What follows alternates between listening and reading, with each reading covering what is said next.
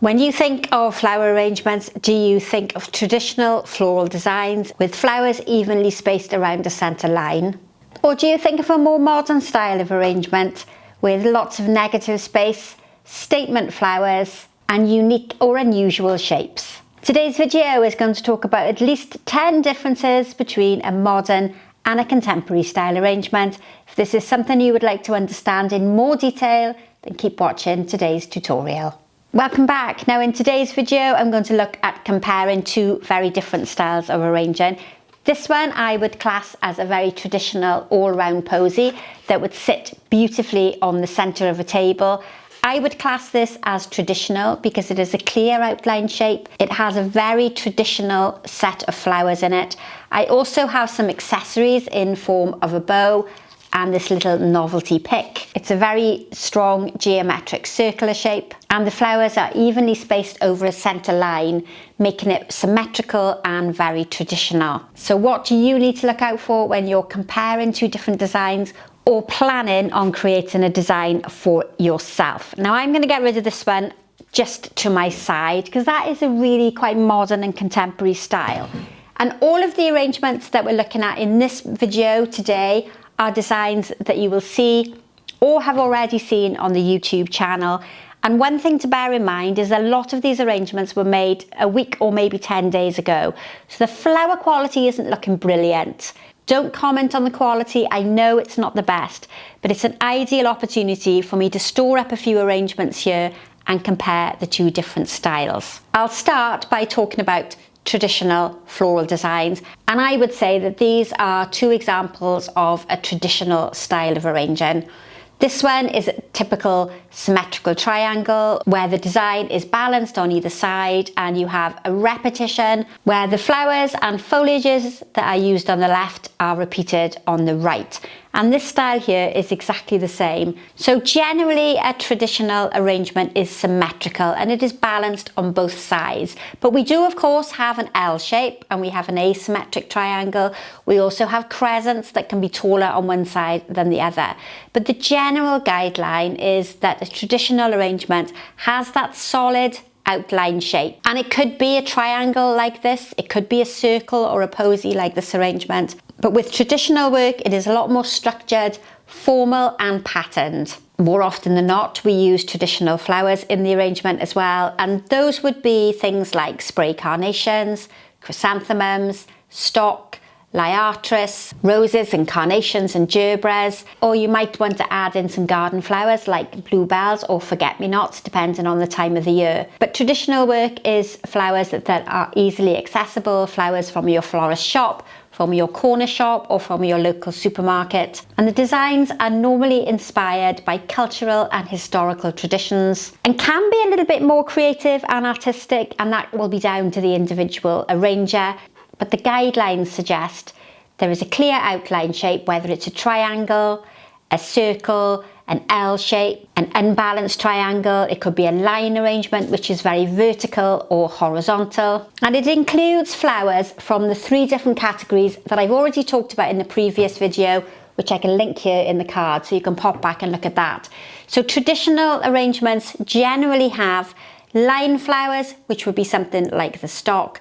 They have round flowers, which can be anything from a chrysanthemum bloom to a rose to a carnation to a gerbera. And then they have filler flowers, and that could be a spray carnation. That could also be referred to as a transitional flower. It has little bits and pieces added in, so it could be gyp, September flower, like this one here, forget-me-nots or bluebells. And we look to use flowers from those three different categories. So a round shape, a line flower, or a filler flower, or a transitional flower. And that is carried through into the foliage as well. So we look for traditional foliages. Small leafed greenery works better in a design that's this sort of size, suitable for your ordinary home.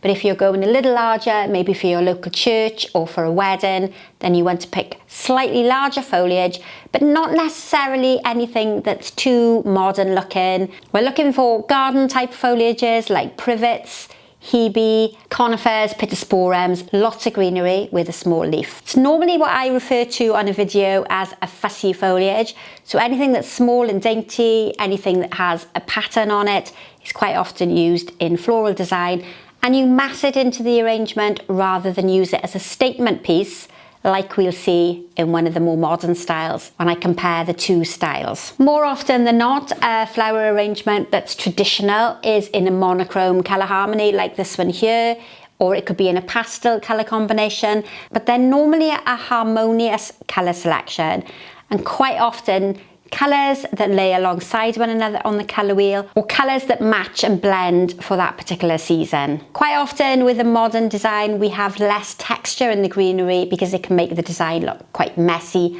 and very fussy, but that style sometimes comes from the individual arranger and not necessarily from the rules. If you haven't learned your elements and principles of design, then one of the important elements in traditional work is space. And we don't have a great deal of negative space. That's a gap or a hole for those of you who love traditional work. Gaps, holes and spaces are generally filled in a traditional floral design like this, so that you only see a really clear outline and you don't see any negative space. So you see a clear outline to create the shape, and every area is filled in, which makes the design full of positive space. And positive space is when there is no gaps or holes visible in your floral design. I've probably mentioned this already, but traditional work is normally very classic, quite formal and symmetrical, which is balanced on either side. It uses the 1/3, 2/3 rule, where your container measures 1/3 of the overall arrangement, and you double the height of that container to create the height of your arrangement. So if we look at this arrangement here, we turn it slightly to the side. If I doubled the height of my container here at the bottom, that's going to give me the rough proportions for the size of my arrangement. But in contrast, in modern work, we use a different set of rules and guidelines. Now, I've mentioned that we use the 1/3, 2/3 rule, but we can also double the size of our containers. So for a posy that might sit in the centre of a table, we're looking to almost add the same height as the arrangement on top. So it doesn't have to be a tall arrangement like this. It can be a squatter, lower down arrangement. Most traditional arrangements have their stems that radiate away from the centre point, especially if it's something like a posy that sits in the centre of a table. All stems radiate from the centre. There is, of course, that parallel style that became very fashionable in the 80s, which is still categorised as a modern design, although it's been with us for about 50 years. And that has a stem placement that is parallel. And that means that the stems are placed alongside one another in the foam, rather than radiating away from the centre. With traditional work like this, you quite often find accessories added in: bows, candles, figurines, hearts for Valentine's Day, chicks and bunnies for Easter, and floral accessories at Christmas time. Flowers are very much evenly spaced out in a traditional design. So if you imagine a centre line, we're looking to have the same amount of flowers on the left and the right, the same colours on the left and the right, and the same textures on the left and the right. Traditional arrangements are often full and lush and abundant. They can be densely packed with flowers, and they're seen in a very traditional surrounding.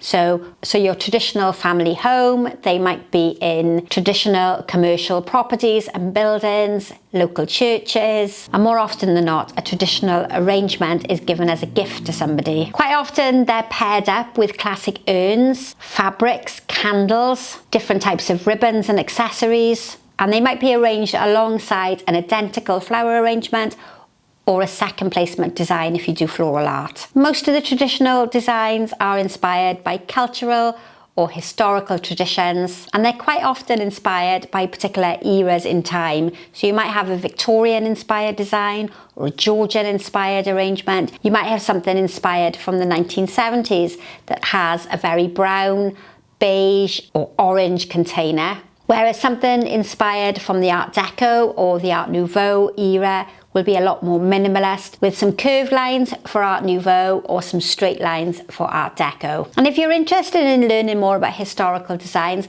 then add it into the comment box below, because I can always look at doing a series of videos where we look at different times that have really influenced floral design. Traditional designs generally have one focal flower, which is the largest or the choice flower in the arrangement, and they're designed for that formal or classic setting. So two traditional arrangements in front of me, they have focal flowers, they have an outline shape, they are full of positive space, they have harmonious colour combinations, or a monochrome one if we look at the all white. They're heavily patterned, have a clear outline shape, the stems all radiate away from a centre point, and generally they're inspired by times gone by. In complete contrast, if we get to compare a more modern design, we're looking at a different set of rules.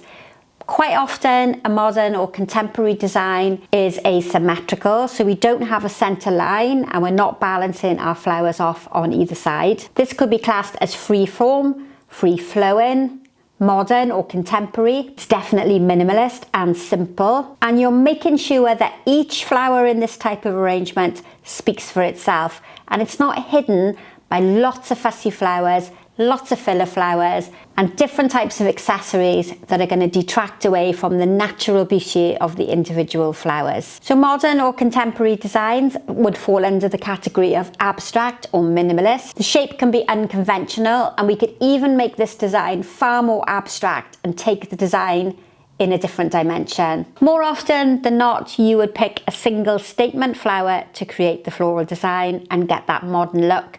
Whether it's Protea or Strelitzia, it could be Antirrhinum, it could be Anthuriums, or you could use something a bit more traditional like a Chrysanthemum Bloom or a Gerbera, or even a magnificent rose. But what you're looking to do is to select a flower that can make a statement and really stand out from the crowd. And if you don't have access to fresh flowers, then think about using succulents or an unusual plant that you might have in your garden and use it instead of your fresh flower. There is very little use of a filler flower like Gyp or September flower. If it is used in a design, then it is usually grouped together for dramatic impact. And if you think about your elements and principles of design and your shapes that we use in floral design, we use far more line material in this type of arrangement and shapes and three-dimensional form rather than those fussy flowers that we often use more readily in a traditional floral design. Modern arrangements make use of textured material that contrast against one another and is arranged so that you can see all the different types of material rather than concentrating on creating a shape and filling it in with as many flowers as you can. Flat textured greenery is often used, and single individual leaves and individual flower heads are used again for dramatic effect. Bold colours or clashing colours are often used.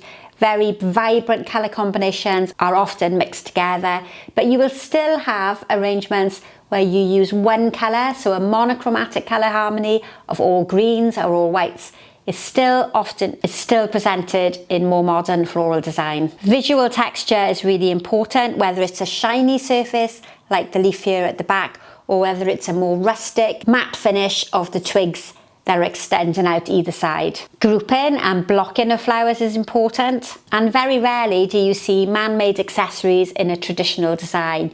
You might see some dried leaves, some twigs, you might see driftwood or unusual seed heads, but very rarely do you see those traditional accessories that you'll find in a florist shop or in the accessory aisle of a supermarket. So there'll be no Easter bunnies, no birthday balloons, no ornaments or accessories added in to modern work. What you will see a lot of in a more modern design is plenty of negative space, and this is quite often where beginner flower arrangers go wrong.